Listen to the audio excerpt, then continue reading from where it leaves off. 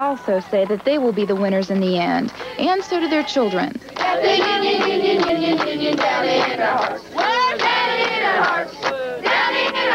Margaret Moore, Eyewitness News 11, St. Paul, Virginia. Some local officials are... Gun, don't know what type right now, but each truck sustained a shot into the radiator. One had one shot in a windshield, the other one had 2 shots in it. No injuries were reported. The incident reportedly happened on Route 615 this morning. News Center 5's Lisa Mitchell has a story from Russell County, Virginia. Kentucky native Ned Beatty, who got his start at professional theaters in this region, hammed it up on the picket line, joining in union songs and applauding more sit-in arrests. Himself a member of actors' unions, Beatty says a union-breaking wave is underway, and other unions are looking at this strike to stop the trend. These are tough people down here. You know, you don't mess with these people. And anybody thinks they can mess with them, I'd suggest to them they not do it. Because this is serious, you know. We let the flight controllers go just like that, and if we'd all been there, if we'd had enough sense to say you can't do that, we wouldn't be doing this today. Because that's where they got this idea. We can put these unions off. We can put them out. Pittston denies it's trying to break this union and has advanced a proposal at federally mediated talks to try to address concerns. Company President Mike Odom says he admires Beatty as an actor, but Beatty doesn't know both sides. He didn't ask for our point of view. He didn't contact us for any feedback. I don't see how he can be making an informed statement. While Beatty was on the picket line, nearby 2 coal trucks were damaged, according to Pittston, by sniper gunfire. Beatty, who once played a coal miner in a television movie, preached patience and peace. As long as this can stay nonviolent, the more people will join you. The more people will join you. And you know yourself, if it turns the other way, you'll lose those outside people. In Russell County, Virginia, Lisa Mitchell, News Center. A worker who was recently involved with the filming of a movie with Beatty in Letcher County, Kentucky. A United Auto Workers local in Michigan is making a couple of donations to the United Mine Workers. The UAW is donating $500 to support the picketing and another $5,000 to the Mine Workers International Union. All this was arranged by an Auto Workers Union member with relatives in Wise County. This is my way of saying thanks for everything that they gave me, for the inspiration that they were to me. And union textile workers in Elizabethton, Tennessee have donated a sign to the miners. Lose over $1 million in coal severance tax revenues next fiscal year. And that's not the only loss expected. We're anticipating that sales tax may drop by $100,000 or so. We feel that that's reasonable because the miners certainly are receiving a small strike fund payment, but that's nowhere near their salaries, and they're not going to have the money to spend. The County Board of Supervisors has categorically cut the school budget proposal to $108,000 less than current funding. That's jeopardizing 30 school jobs not mandated by the state, with school operation and maintenance needs also facing severe restrictions. School officials say unless $1 million is added to the budget, employees will be laid off or teachers will have to pick up family payments on health insurance. School Superintendent John Dotson says quality education in the county is threatened. Our non-mandated personnel are physical education teachers in elementary schools, music teachers, fine arts. We need more fine arts in Dickinson County, not less. It would be our aides. We employ 28 aides. We may lose 14 of those 28 aides. We have assistant principals that are not mandated by law, and those personnel, those are the ones that give us the quality program that we have in the county. The school board is expected at its next meeting to finalize an alternative budget proposal to send to the supervisors. In Clintwood, Virginia, Lisa Mitchell, News Center 5. Lined with nearly 50 arrests, but not all at the usual places. The strikers' tactics of sitting down to block mine entrances move from the big picket lines to the small ones. It's important and that the miners that work there also know that we're concerned with every job, you know, not just any one certain particular mine. Every job down here is important. Police also began photographing those arrested after a judge questioned using after-the-fact arrest pictures as prosecution evidence in court. To the Yowling Branch Mine, Moss No. 3 plant. Since the strike began April 5th, more than 2,000 entrances to the Yowling Branch Mine and the Moss No. 3 plant. More than 2,000 people have been arrested since the strike began April 5th. The strike is reportedly also putting a great strain on state police, who must work long hours to keep civil disobedience by some striking miners under control. 3 people were injured, 2 of them seriously when 5737 in Pike County, Kentucky, has voted to enter the 2-month-old strike. But Joe Corcoran, the UMW spokesman, denies that a strike decision has been made. The spokesman says a strike can only be authorized by the union president in Washington, D.C. And at this hour, according to Corcoran, the signal to strike has not been given. The strike against Pittston is entering its 3rd month, but the men on the picket lines have been without a contract for a year and a half. As Tom Callan has discovered, miners made provisions for this strike long before negotiations collapsed at the bargaining table. Day after day, striking miners gather in their green fatigues in front of either Moss Mine No. 3 or Lambert Fort in Dickinson County. But how much longer can the men and their families endure this strike? We traveled to Clinchco, Virginia to talk to Buford and Lisa Mullins. They are a determined couple, having saved and planned for this walkout for more than a year.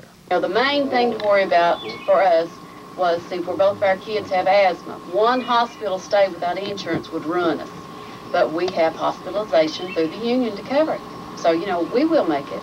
Buford believes the miners' civil disobedience after 2 months is already bringing dividends by squeezing Pittston in the pocketbook. They stopped the coal trucks. They're hauling less than a third of what they normally haul. The miners say they will do anything to avoid traveling through a time tunnel to their immediate past. Welcome to Trammell, Virginia, only 90 minutes from Kingsport. These are company houses, built by the coal company when the union was organizing and the company was still king. As recently as 1985, all the houses in Trammell, including the country store, were owned by the Bird Coal Company. The company has now gone out of business, but the houses that you see are now privately owned. The men on the picket lines say they don't want to return to any more Trammells. They're willing to hold out. They say they're not fighting for wages, but for the very secure. Be temporarily idled by what he calls operating problems. No further explanation has been given. Follow against rank-and-file miners striking Pittston Coal. The citations stem from violations of a temporary restraining order laid down in federal court last week. News Center 5's John Mongol has more from Abingdon. U.S. District Judge Glenn Williams was obviously unhappy with violations of a week-old order requiring free access to Pittston operations in Russell and Dickinson counties. The judge called union actions civil disobedience of the rankest sorts, intentional, violent, and an insult to the court and the law.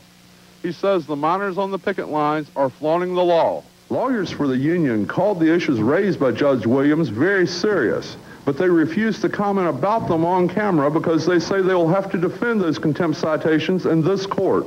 Extra marshals and extra U.S. attorneys will be brought into the Western District to serve the contempt citations and process them on rank-and-file miners next Monday. The same day, strike leaders Cecil Phillips, Marty Hudson, and Jackie Stump have to appear before Williams.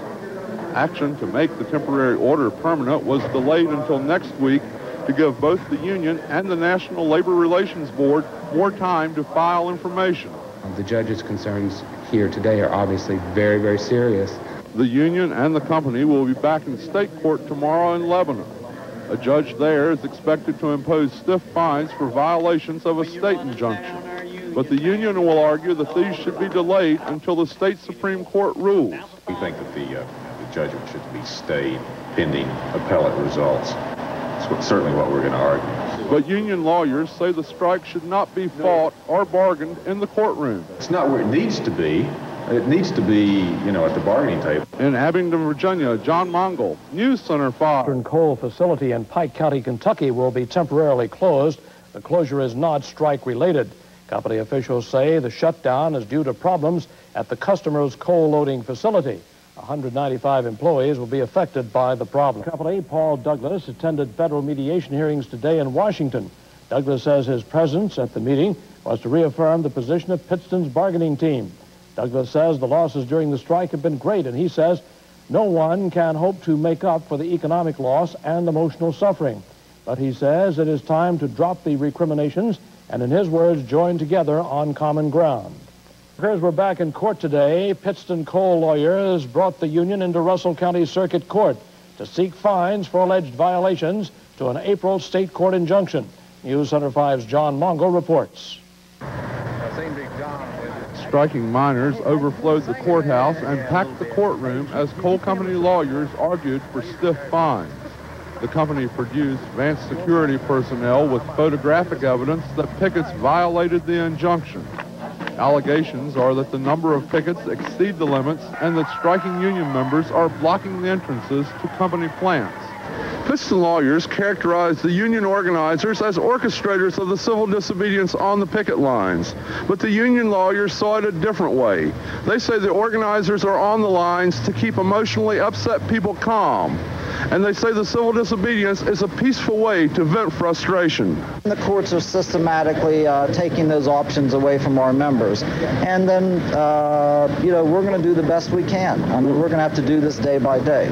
Though the union is in trouble for its civil disobedience, lawyers for it argued that the disruptions, while not legal, are more acceptable than traditional labor tactics. It's the new UMWA. We're trying to stay nonviolent. We're trying to destroy our old reputation of being violent, and we're trying to do it legally and as peacefully as possible. The hearing continued late into the afternoon, and so far no ruling has been announced. If justice was served, we wouldn't be in court. The NLRB would have heard our hearing on 23 charges, and Pittston would have been found guilty, and it would have been an unfair labor practice strike, and all this could have been avoided.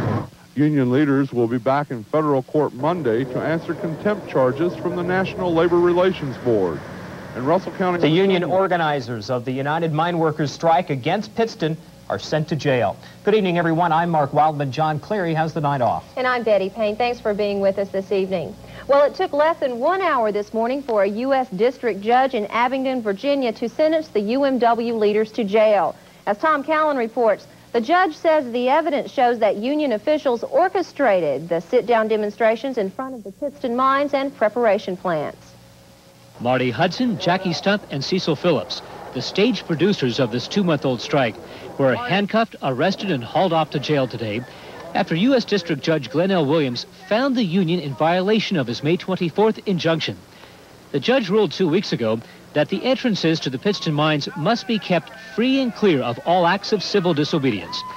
But that's a promise that the UMW's top brass is not willing to make. Marty, how long do you want to stay in? I don't want to stay in an hour. But then when will you talk? When are you going to give the judge what he wants? Well, when the strike's over, I guess. I don't know. All three defendants invoked their Fifth Amendment right and refused to answer questions. They told Judge Williams they are involved in other pending cases and do not want to incriminate themselves. When the judge asked Stump if the union should be held in contempt, the District 28 president did not answer the question. But Jackie Stump did say that the men on the picket line needed to vent their frustrations.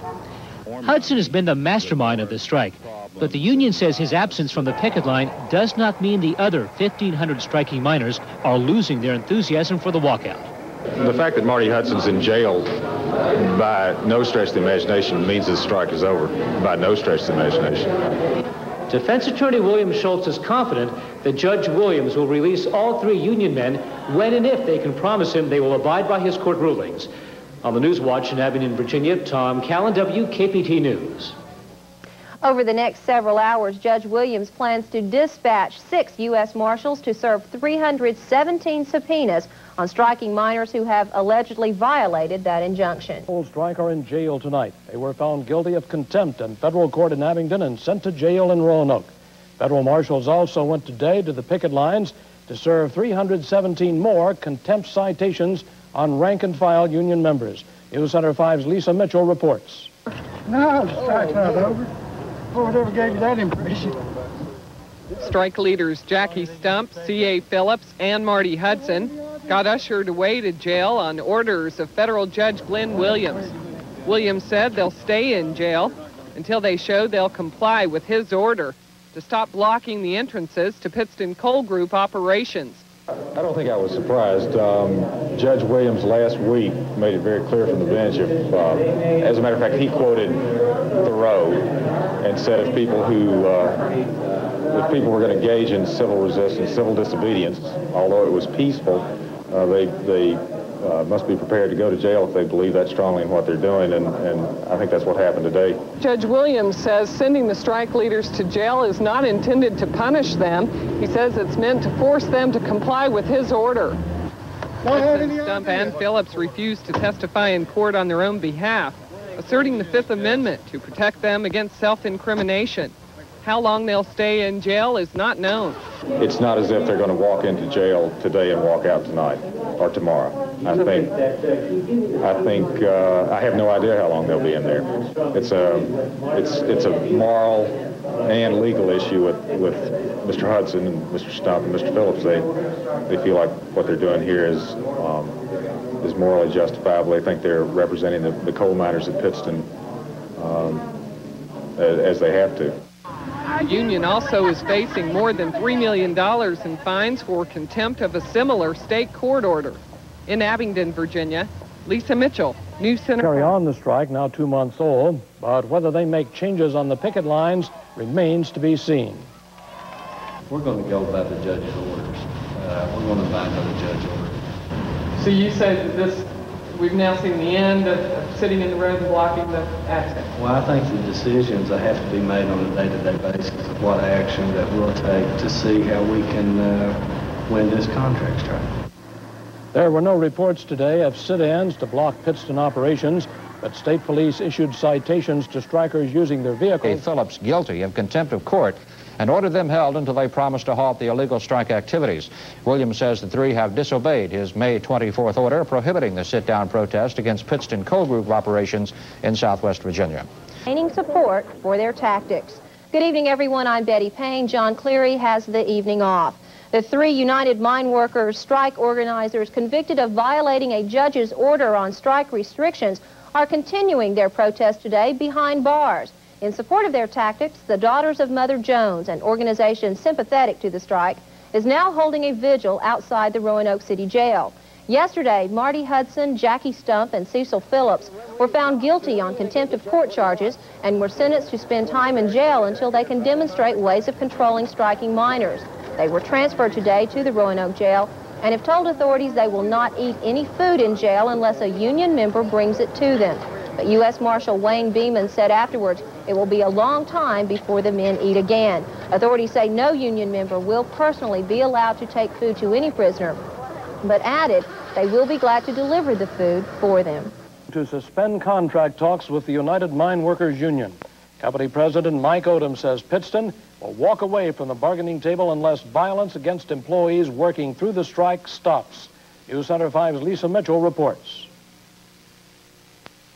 Pittston President Mike Odom exhibits photographs of a coal truck driver slugged on the picket line and gunshot damage to trucks as evidence of escalating violence in the strike and reason to consider walking away from contract talks.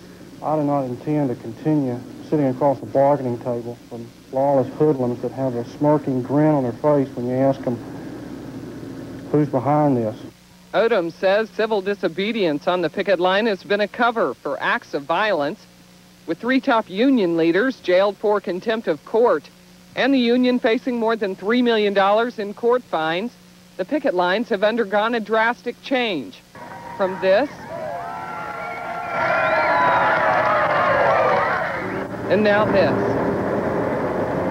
You know, they've hit us pretty hard with fines, and of course our money's, we don't have all that great a lot of money, but we're trying to hold it down some. I don't think there's any justice from the court system treating us the way they are.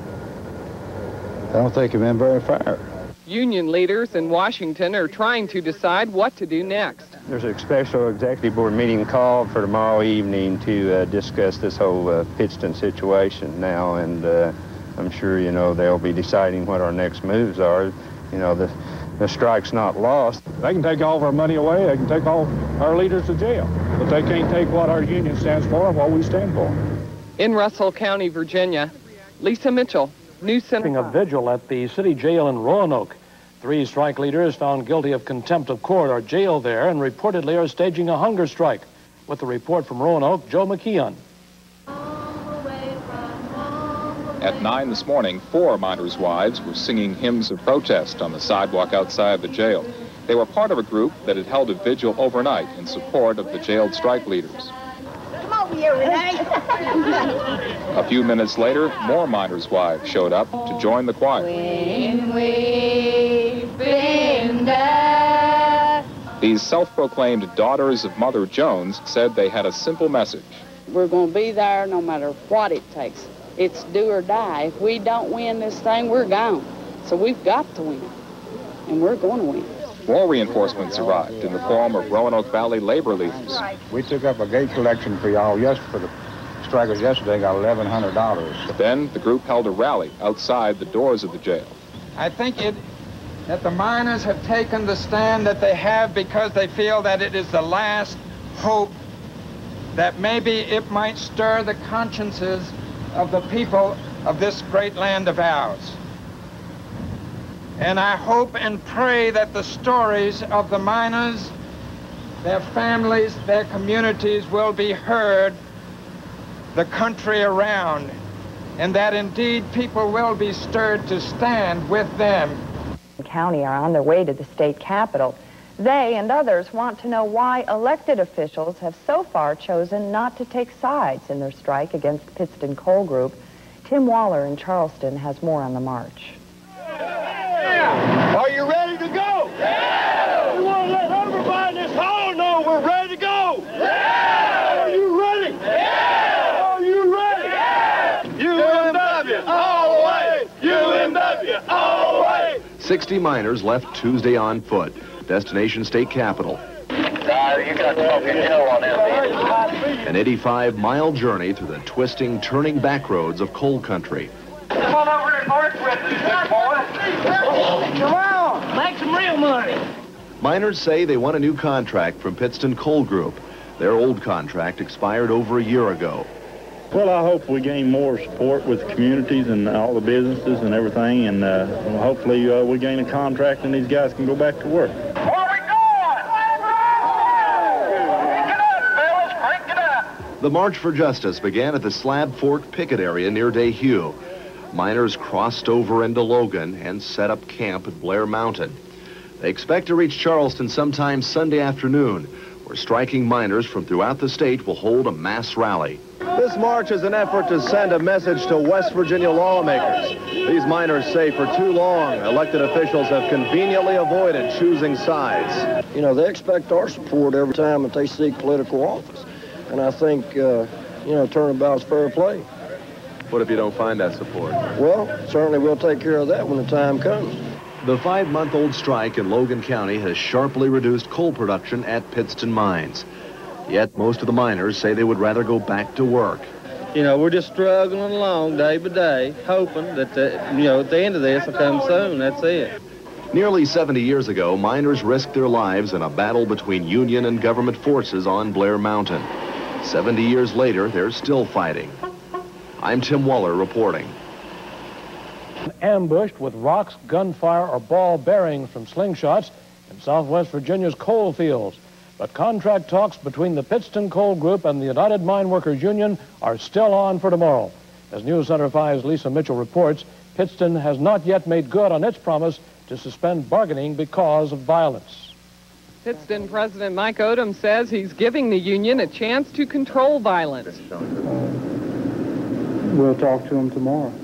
As I said, if there have been no as serious a near miss, but all it takes is one of these half-dozen instances to have been a little wavered and you could have had a tragedy. For the third straight day, the picket lines are sparse with the union obeying court orders. 3 top strike leaders remain in jail for contempt of court, but others now directing the strike say Odom is using violence as an excuse to get out of contract talks. There's no violence been reported to us and no arrest, I understand, has been made. And we think it's just trumped up charges that Odom made, and this is not the first time he's been known to lie. Yeah. The last thing we want is to suspend bargaining. We want to reach a contract. And Mr. Douglas went to the bargaining table Friday to emphasize that. Mr. Trumka hasn't been to bargaining not once in this entire 19-month process. How more can we indicate we want to reach an agreement? We've addressed their concerns on job security, Sunday work. Douglas has been to the bargaining table.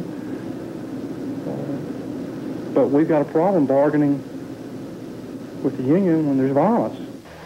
The union contends Pittston replacement workers are provoking violence, and Pittston has fired some private security for bad behavior. Witnesses from the picket line say a truck driver picked the fight last week on the picket line, depicted in this Pittston photograph. The trucker did come over and accused our man of throwing a rock at him, and he pushed him. And our man retaliated. No, I'm not acknowledging who pushed first. There's varying versions on that. I'm not going to get in a debate about that. The melee started when the punch was thrown. Extra state police in the coal fields do more patrolling now than crowd control and have no plans yet to leave. That we have made contingency plans for various things that might occur, and we're more or less remaining as is until we determine just what things might change. In Russell County, Virginia, Lisa Mitchell, News Center 5. Miners are walking to Charleston for a major rally Sunday. Miners from Logan County and other parts are together at the steps of the state capitol to hear union leaders and other supporters. They want to know why elected officials have chosen not to take sides in their strike against the Pittston Coal Group. Tim Waller has this report on the march. Are you ready to go? Yeah! We want to let everybody in this hall know we're ready to go. Yeah! Are you ready? Yeah! Are you ready? Yeah! UMW all the way! UMW all the way! 60 miners left Tuesday on foot. Destination state capitol. You got smoking hill on An 85-mile journey through the twisting, turning back roads of coal country. Come on over and work with me, big boy. Come on, make some real money. Miners say they want a new contract from Pittston Coal Group. Their old contract expired over a year ago.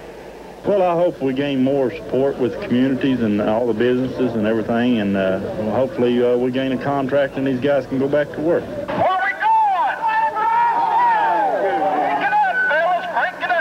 The March for Justice began at the Slab Fork picket area near Dehue. Miners crossed over into Logan and set up camp at Blair Mountain. They expect to reach Charleston sometime Sunday afternoon, where striking miners from throughout the state will hold a mass rally. This march is an effort to send a message to West Virginia lawmakers. These miners say for too long, elected officials have conveniently avoided choosing sides. You know, they expect our support every time that they seek political office. And I think, turnabout's fair play. What if you don't find that support? Well, certainly we'll take care of that when the time comes. The 5-month-old strike in Logan County has sharply reduced coal production at Pittston mines. Yet most of the miners say they would rather go back to work. You know, we're just struggling along day by day, hoping that, at the end of this will come soon. That's it. Nearly 70 years ago, miners risked their lives in a battle between union and government forces on Blair Mountain. 70 years later, they're still fighting. I'm Tim Waller reporting. Until Pittston ends what he calls economic terrorism. As Tom Callan reports, the union decision caught the company by surprise. Pittston President Michael Odom had a rude awakening when he got up this morning. He learned that overnight the United Mine Workers pulled the plug on negotiations and walked away from the bargaining table. Extremely disappointed by this, and a unilateral decision on their part. And, I really regret that their action in closing this door. Odom says there was progress at the bargaining table since May 8th. In a concession to the union, the company now promises that miners won't have to work day shift on Sunday. The UMW had said all along that Sundays belong to God, not Pittston. Odom held up this company pamphlet as he explained how Pittston will allow the union to investigate a sickness and accident benefits plan. Back at Moss Mine number 3, all is quiet. An eerie ghost town silence has replaced the sounds of jeering strikers. This miner keeps a careful count of the number of trucks entering the gate. The average is 450 every day. The only thing I'm counting is what's entering here. Now, some of them might go to the power plant down here, and I don't know whether they're loaded or not when they come by here. Only a handful of state troopers sat in their air-conditioned cars, waiting to see if anything might happen. But the only disturbance today was the dust that's kicked up by the convoy of trucks. On the Newswatch in South Clinchfield, Virginia, Tom Callan, WKPT. Odom also says the company is staying in touch with the federal mediator. Out of negotiations with Pittston Coal. Company officials say the move is unfortunate and disappointing. News Center 5's John Mongol has the story.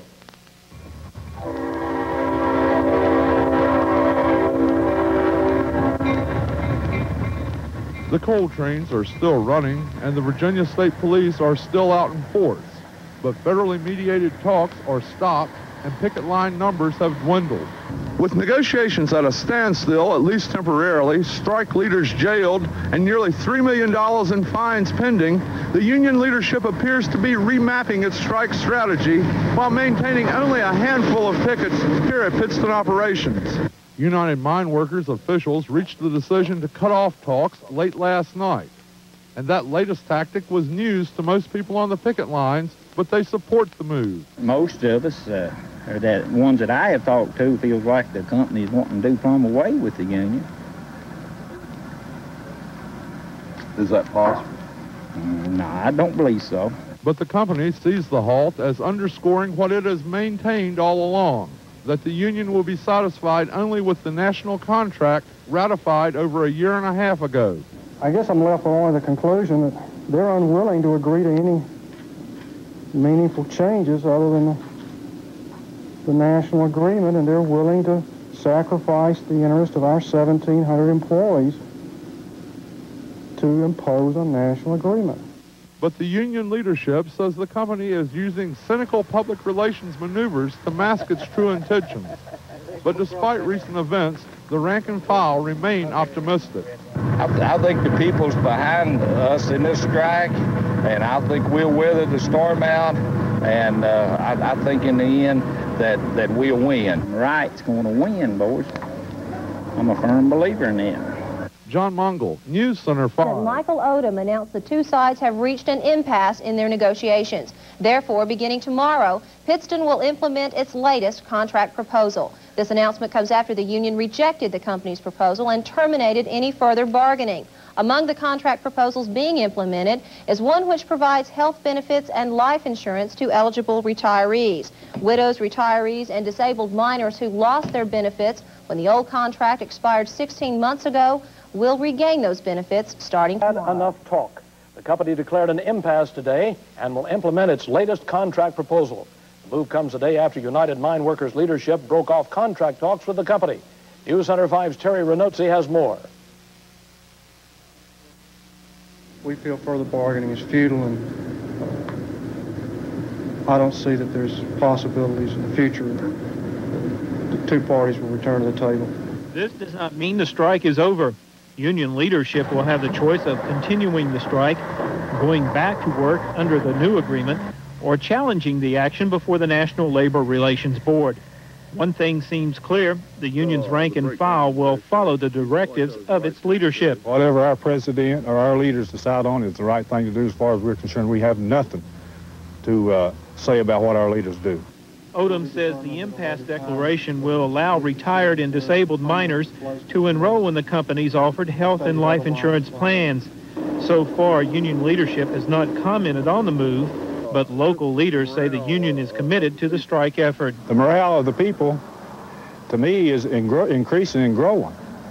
It seemed like at Pittston seems like they probably thought these injunctions, these fines, and the court probably thought this is going to set us back. This is going to put us forward. Odom says the company's latest offer includes a number of concessions addressed to easing union concerns. Terry Renozzi, News Center 5. The politics of the move. The United Mine Workers and Southwest Virginia as a whole are traditional Democrats.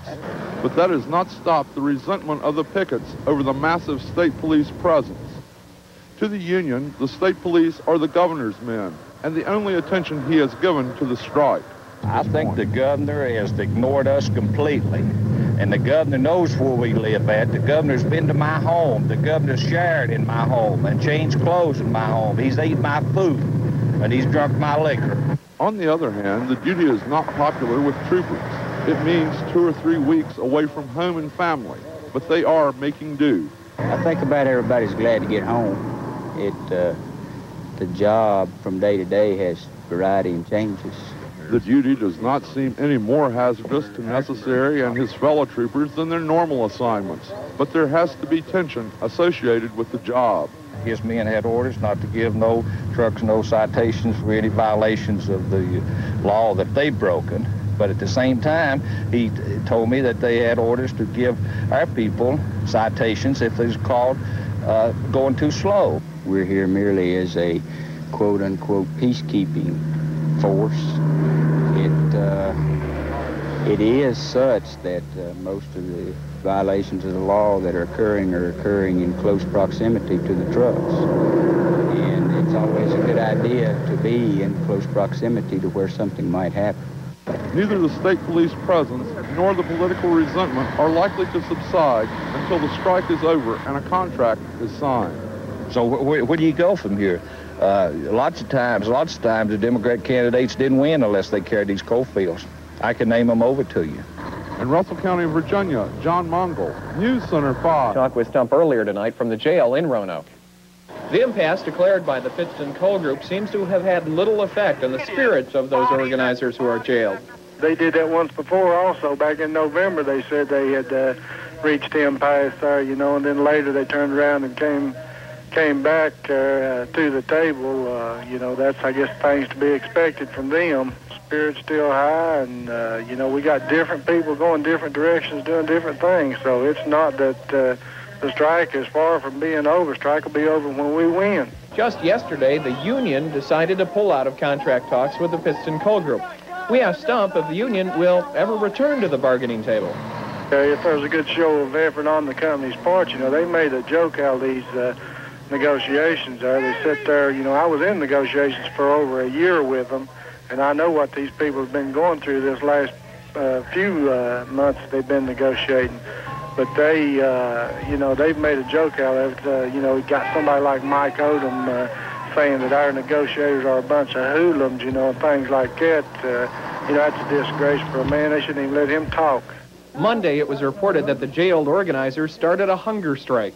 I wouldn't really say it's a hunger strike. We're just not eating the food here at the jail. You know, we said we'd eat food that, you know, maybe the miners could bring us, but we know the regulations. They couldn't bring it to us, but it's not what you would characterize as a hunger strike. We're just not eating the jail food. We have been, you know, snacking on some things that we were able to purchase with our own money, like, you know, cheese, crackers, or something like that. But we're all holding out good. We're in good shape.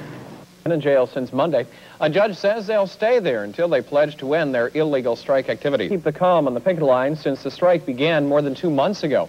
Police were ordered into the coal fields by Governor Jerry Beliles. That decision may rate as one of the most unpopular moves for his administration. News Center 5's John Mungo tells us about the politics and police on the picket lines. Trump Cup will announce drastic action designed to grab national attention. Officials would not say what that action will be, but the Charleston Daily Mail reports that a national coal strike is one possibility. District 28 President Jackie Stump says he has good feelings about the meeting. News Center 5 spoke to Stump from the Roanoke City Jail, where he's being held for failing to comply with a federal judge's orders. Something good always comes out of a rally when you get people together, and I think they know up there as well as we do down in Virginia that, you know, a lot of people could say the fight's over, but the fight ain't over till we say it's over, you know. Stump and 2 other union officials will remain Democratic Party's nomination to run for governor today in Richmond. The party also endorsed Donald Byer for lieutenant governor and Mary Sue Terry for attorney general. The United Mine Workers staged a quiet protest at the convention. About 150 delegates turned their backs on outgoing Governor Gerald Beliles during his keynote speech.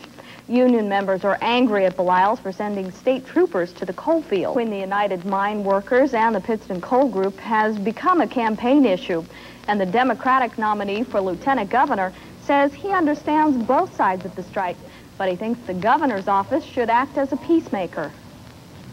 One of the reasons I think that both Pittston and the UMWA have been so vulnerable here is because unemployment level is so high. And what I'd like to do as Lieutenant Governor is take the coal counties and see if we can't call them something else. Let's bring in a lot of other industry. Let's see if we can bring that 30% unemployment down to the 4 and 5% that we enjoy in much of the rest of Virginia. And if we do that, then I think we'd have a much quicker solution to the coal strike. Byer made a campaign stop in Bristol Thursday.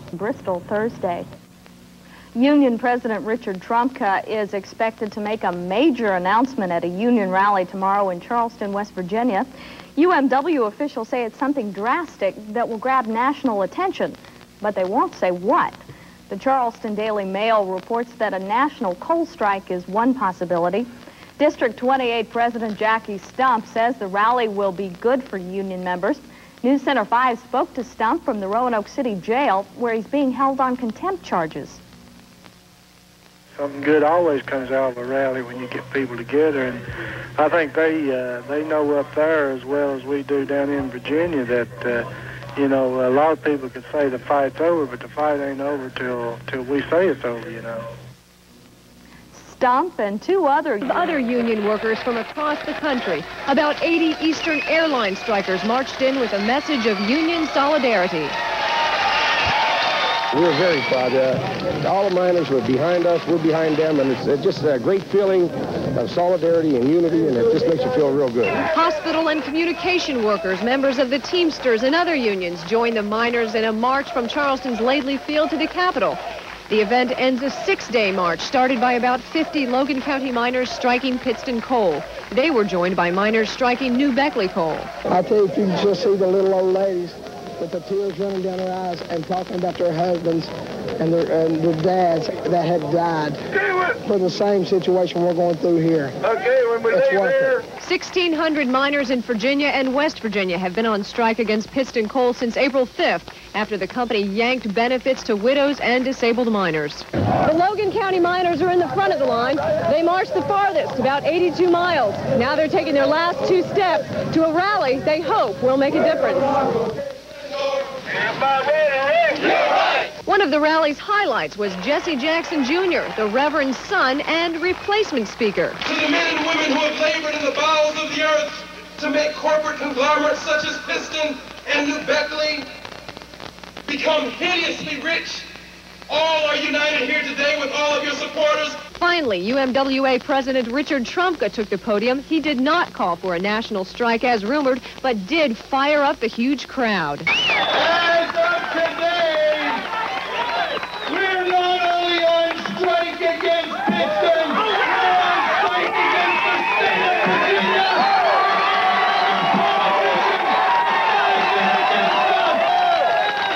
Trumka attacked the government of Virginia for sending hundreds of state troopers to the coal fields, where more than 2,000 miners were arrested, including 3 union leaders. Peggy Fox, WSAZ News Center 3. Virginia coal fields to Charleston. The rally was aimed against Pittston Coal, but as Peggy Fox reports, speculation on a nationwide UMW strike didn't come true.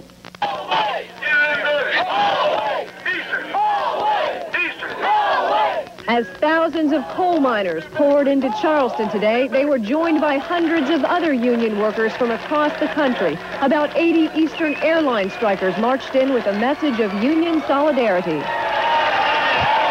We're very proud. All the miners were behind us, we're behind them, and it's just a great feeling of solidarity and unity, and it just makes you feel real good. Hospital and communication workers, members of the Teamsters and other unions joined the miners in a march from Charleston's Laidley Field to the Capitol. The event ends a 6-day march started by about 50 Logan County miners striking Pittston Coal. They were joined by miners striking New Beckley Coal. I tell you, if you can just see the little old ladies with the tears running down their eyes and talking about their husbands and their dads that have died for the same situation we're going through here. Okay, when we leave here. 1,600 miners in Virginia and West Virginia have been on strike against Pittston Coal since April 5th after the company yanked benefits to widows and disabled miners. The Logan County miners are in the front of the line. They marched the farthest, about 82 miles. Now they're taking their last 2 steps to a rally they hope will make a difference. One of the rally's highlights was Jesse Jackson Jr., the Reverend's son and replacement speaker. To the men and women who have labored in the bowels of the earth to make corporate conglomerates such as Pittston and New Beckley become hideously rich, all are united here today with all of your supporters. Finally, UMWA President Richard Trumka took the podium. He did not call for a national strike as rumored, but did fire up the huge crowd. As of today, we're not only on strike against Pittston, we're on strike against the state of Virginia.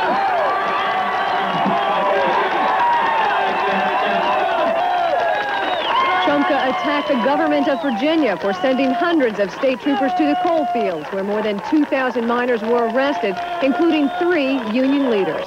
A big 1/3 of West Virginia's miners has shut down production in southern West Virginia, but the wildcat walkout has not spread across state lines. Coal company officials say there have been no unauthorized work stoppages in Virginia and Kentucky in support of the UMW strike against Pittston. 10,000 miners have walked off their jobs in support of the United Mine Workers strike in Southwest Virginia. Good evening, everyone. I'm John Cleary. And I'm Betty Payne. Thanks for being with us this evening. Well, as the strike continues in the coal fields of Southwest Virginia, United Mine Workers are gaining support in another state. A walkout by nearly 1/3 of West Virginia's miners has shut down production at coal operations throughout southern West Virginia. Yesterday in Charleston, West Virginia, UMW President Richard Trumka led a march on the Capitol steps. More than 10,000 people turned out for the rally, calling attention to the strike against Pittston Coal and the Machinists Union strike against Eastern Airlines. Trumka called the meeting a turning point in labor history. As of today, we're not only on strike against Pittston, we're on strike against the state of Virginia and any other politician that sides in against us. The president of the West Virginia Coal Association says the strike has spread through the southern West Virginia coal fields, but appears not to have bothered operations in the north. It also appears the strike has not spread across state lines into Kentucky. Tomorrow, 75 UMW miners arrested in April for blocking the entrances to Pittston mines will be in court in Abingdon. Their jobs in West Virginia to show their support for the union strike against the Pittston Coal Group. Pittston President Mike Odom says none of his company's operations are affected, but other union companies are. To the extent, and continually, these are all companies who signed the contract with the union and would clearly make a strike against those companies in an illegal secondary boycott. But more importantly, what good does it do you to sign a contract with the union today if they'll strike you tomorrow? It sure cast a tremendous lack of credibility on the union with regard to honoring its commitment. Virginia's striking miners are meeting with their lawyers to prepare for 2 more contempt of court hearings tomorrow. They will soon receive in the mail copies of the contract implemented by Pittston after declaring an impasse in bargaining. They did the same thing back in 1988, January, when this thing come out. They did the same identical thing, so nobody really hadn't took it serious. Pittston returned to contract talks in January at the union's request. Odom says that is not likely this time. Union President Richard Trumka rallied his following with an impassioned speech.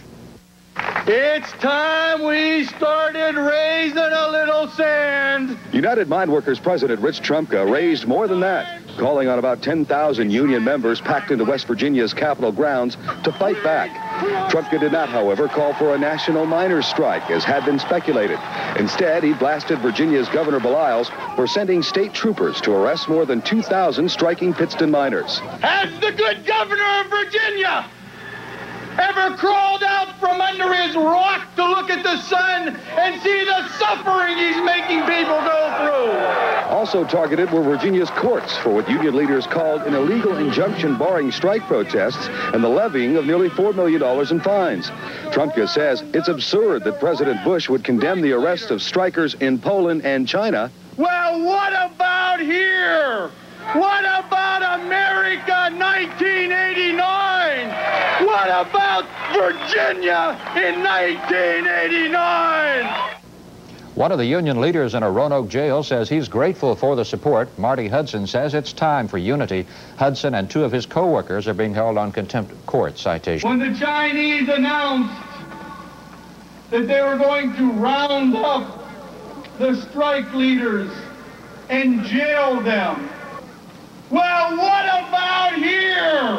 What about America 1989?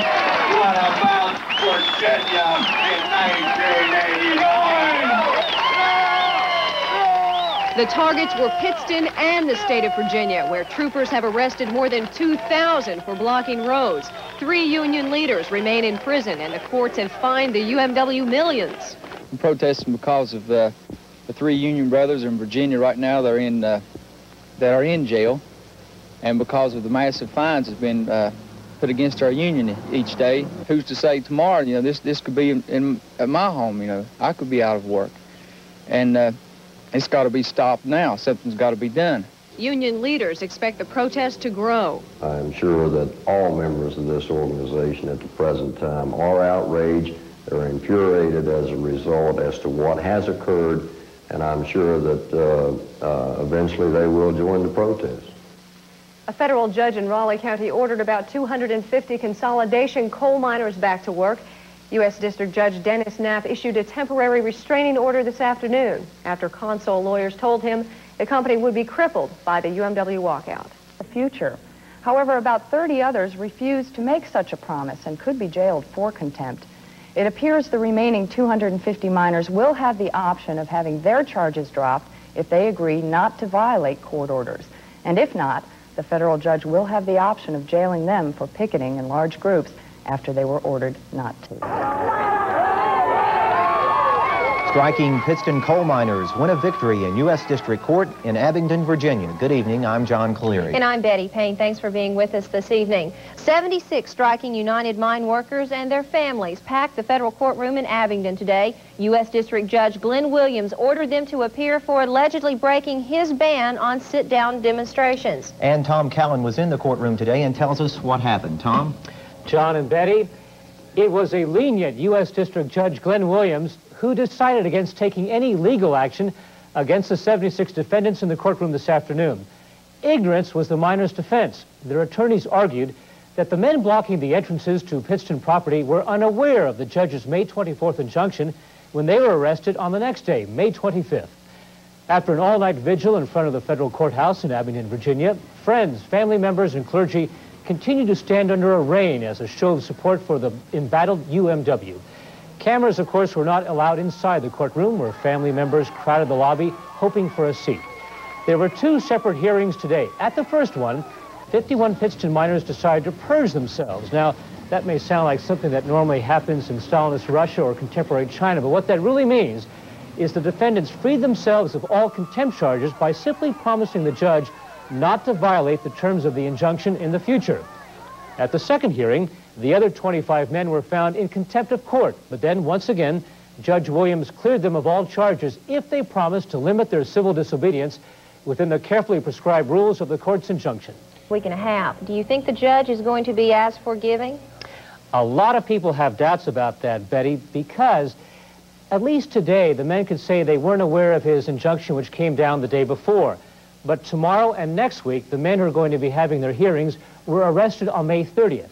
And most likely, the judge will reason they had a full week to find out about his injunction.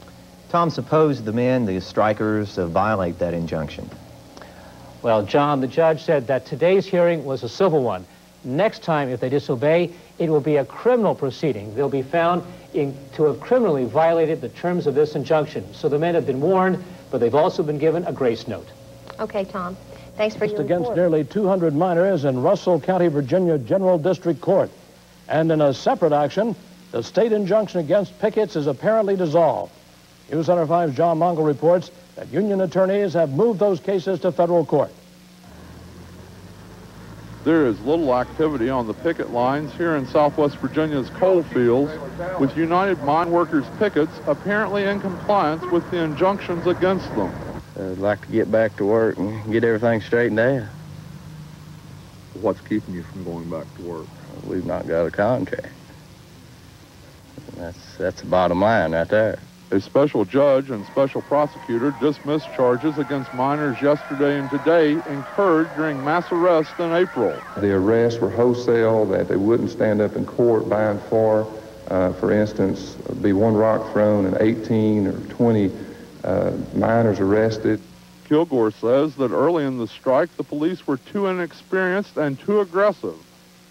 But a state police spokesman says the arrests were valid, though the troopers apparently lacked the evidence to convict. And in a separate matter, the union seems to have been successful in getting out from under the state circuit court injunction. We can't fight the battle on two fronts.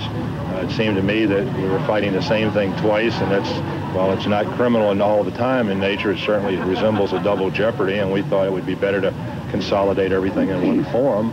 Company officials say the union will be at a distinct advantage. For one thing, the state injunction and its already prescribed penalties will be voided. The penalties in state court were already on record, and we have very, very defensible evidence of violations of the agreement, of the injunction. Even company officials agree that the pickets have largely been in compliance with the injunctions in force for the last 2 weeks. In Russell County, Virginia, John Mongol, News Center 5. Have been cleared of contempt in federal court in Abingdon, Virginia. They convinced Judge Glenn Williams they will not, at least intentionally, violate his ban on civil disobedience on the picket lines. News Center 5's Lisa Mitchell reports. Supporters erupted in applause and a chorus of a union song as those cleared of contempt left the courthouse. 50 of them voluntarily cleared themselves by promising not to violate court orders. Another 25 were reluctant to make such a promise, but avoided contempt penalties with explanations to Judge Williams. They were asked if on the 25th their actions were intended to show disrespect for the court, and they said no. And they were asked if their actions here today were intended to show disrespect for the court, and they were asked in the future if the court saw fit to allow them to return home, would they be out showing disregard for the court. And I believe you heard the people say no. 3 strike leaders put in jail on orders of Judge Williams last week remain there. That penalty is a possibility for the rank-and-file union members summoned to court also. None are joining the strike leaders in jail yet, but about 250 more cases go to court Wednesday and next week, and many are coming to court willing to make the sacrifice. We ain't gonna go give up. As the court cases continue, a church group will continue to maintain a vigil at the courthouse in support of the union. We hope to. The weather stinks. It's hard to continue a vigil when you've got lightning all around you and all that stuff, but that's what we're going to try to do, yeah. And for how long? I can't say. I honestly don't know, except that we're going to try to keep it up through these court proceedings if we can. In Abingdon, Virginia, Lisa Mitchell, News Center. West Virginia continued to stay away from work today. Several hundred miners defied a federal judge's back-to-work order to show their support for fellow union members striking the Pittston Coal Group. Some 10,000 miners in southern West Virginia walked off the job Monday. A West Virginia state trooper says miners made sure coal mines were not operating. They just wanted to make sure in their own minds that the mines were not going to work. Most of the mines voluntarily did not work upon their request. One union miner believes whatever happens in the Pittston situation will have an impact on the union in future contract negotiations with other companies. Our contract is up in 5 years, all right? If Pittston gets by with what they want to do right now, what happens in 5 years when the company that I work for, we start negotiating again with the contract with them, what happens then? They're going to look at Pittston's contract, and then they're going to start cutting us. Union leaders have insisted the strike was spontaneous and not... And supporters were in court facing contempt of court charges. They were arrested last month after Judge Glenn Williams issued an order banning civil disobedience tactics against Pittston Coal Group operations. Again today, Williams found the defendants guilty and then waived the penalties after they promised to follow his orders. Judge Williams will consider cases against hundreds of other miners and supporters within the next 10 days. What will end?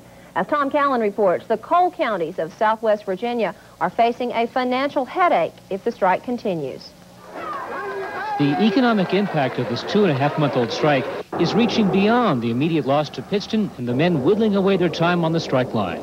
The sign says Belisles will break the state before Pittston breaks the union. But a lot of people fear that the longer this strike goes on, it will destroy the revenue base in Dickinson, Lee, and Wise counties, Virginia. The numbers that Dickinson County Revenue Commissioner Ralph Vanover punches up on his computer tell the story. He worries that the county could face a financial collapse if the strike is protracted. I could foresee the possibility that this could drag out to the point that county government would no longer be able to meet a lot of state mandates. Dickinson County charges the coal companies a severance tax. It is based on 2% of the selling price of coal. 1% goes to the General Revenue Fund. The other is for coal and road improvements. The county estimates that Pittston coal production is down by 60%. The county tax office supplied WKPT with these figures. A year ago, for the month of April 1988, Clinchfield Coal, which is owned by Pittston, produced over 300,000 tons of coal, generating nearly $190,000 in revenue for Dickinson County. But as you can see on this chart, this year production is down for the month of April to around 130,000 tons of coal, and the loss of revenue has fallen from $190,000 to just $90,000. And the county's administrative assistant worries about what the falling revenue will mean for next year's budget. See, it makes it difficult to maintain the same level of service with the decrease in the revenue. So we're going to have to make a lot of cuts as far as each department is concerned. Dickinson County says if the strike continues, they may have to look to Richmond for financial assistance. On the News Watch in Clinton, Virginia, Tom Callan, WKPT. Southern West Virginia coal miners at those mines have walked off their jobs in support of the United Mine Workers strike at Pittston. The West Virginia coal miners today face a back-to-work order. Yesterday, U.S. District Judge Dennis Knapp issued a temporary restraining order requiring workers at Southern West Virginia coal mines to end their walkout. The judge says the union is violating a no-strike clause in its national contract. Union members are giving no indication when they will return to work. The Wildcat strike has idled thousands of employees at Southern West Virginia coal mines since Monday. A delegation of miners met in Judge Glenn Williams' first floor courtroom. Another group of miners sat in Senator John Warner's second floor office. Many of these men are suffering from black lung disease. They came to Warner's office to fill out applications for the reinstatement of their black lung benefits, but many have been denied black lung financial assistance because they are cigarette smokers. I've got several doctors that says I do have it. They get their report and then they'll send x-rays to several B readers and get the same thing. They've got too much evidence against you. Fuller says he was getting $629 a month for black lung from the United States Labor Department. He says his benefits were recently cut off because doctors found he is still a smoker. Back to work, but the question is, do they mean it and will it happen? Bob? All right, and we'll update you on the story from News Center 3 tonight at 11. Their participation in sit-down demonstrations at Pittston Coal Group operations. Today, federal judge Glenn Williams in Abingdon found the group not guilty of contempt of court. Marking the second day, large numbers of miners have been cleared. News Center 5's Lisa Mitchell has details. The majority of these miners found not guilty are Island Creek Coal Company workers, not striking Pittston. But in May, they took part in sitting down in front of coal trucks at Pittston operations to show support for the union strike against Pittston. What cleared these Island Creek workers of contempt of court was their testimony they didn't know about the judge's ban on civil disobedience. Judge Williams said union leaders had been directed to inform all and should have to make sure everyone knows now. He's having his court orders read aloud in open court. Well, we're going to have to come up with other ways to support our brothers. While some miners are promising not to resume any picket line activity that would violate federal court orders, others haven't made that promise. These people are making a statement to the court that nothing that they have done was intended to show any disrespect to the court, and that they don't intend to show any disrespect to the court in the future. But as far as any statement as whether the mass picketing will continue, we don't know. About half of more than 300 contempt citations issued by the court to rank-and-file union members have now been cleared. The rest will be heard next week. In Abingdon, Virginia, Lisa Mitchell, News Center 5. Walked off their jobs again in support of the strike against Pittston. Westmoreland reports that 650 employees failed to show for work at 3 large mines in Wise County, Virginia, stopping production. The union says Westmoreland workers have joined the Wildcat walkout in support of the Pittston strike that started in West Virginia on Monday. Early in the strike, Westmoreland workers joined the Pittston picket lines in protest of a contract between Westmoreland and Pittston. When Westmoreland severed the contract, the workers went back to their job. He done us right. That's the way it should have been. We didn't break any laws. Judge Glenn Williams had the temporary order currently in effect read to the courtroom full of miners, saying further arrests of anyone present would result in criminal charges. Charged in the strike today upstairs in the federal building were some miners. Pittston Coal Group. As News Center 5's Lisa Mitchell reports, the miners say they just didn't know about a judge's order against them.